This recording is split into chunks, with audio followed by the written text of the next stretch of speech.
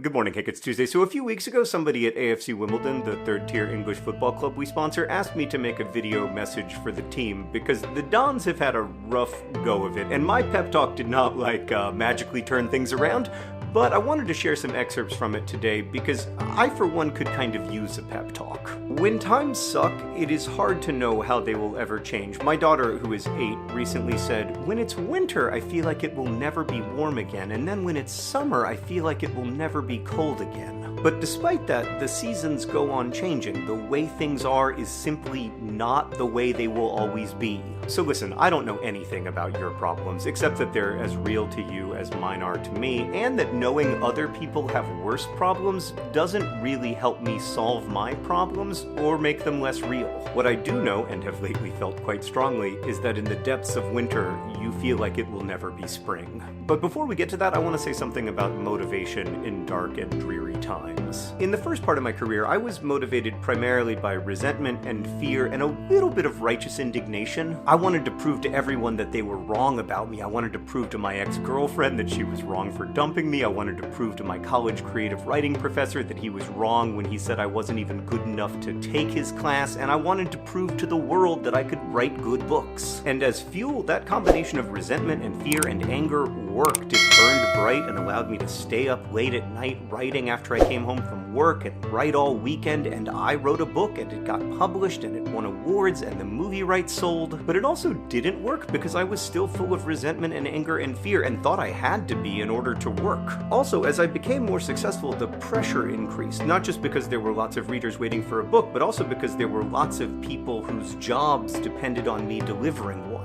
The thing about resentment and anger as fuel is that it does burn bright, but it also burns dirty. It created this hole inside of me where my insecurity and anger lived and grew, this deep well of worry and fear that I thought I needed in order to write. And every time someone said something nasty about me or my work online, which of course happened a lot, I felt this huge well of anger, and I often lashed out in ways that helped no one and hurt lots of people, including me. It took me a long time to find a better fuel, and I wish I had a non-cheesy name for it, but what works for me now is love.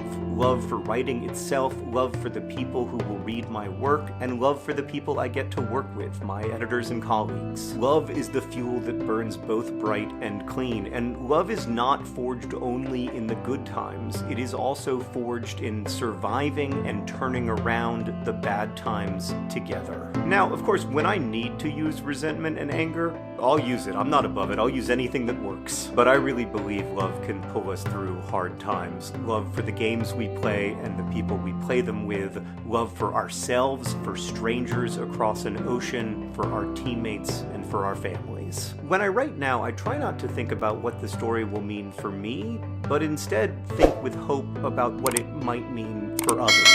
And when I can do that, the pressure and the fear just melt away.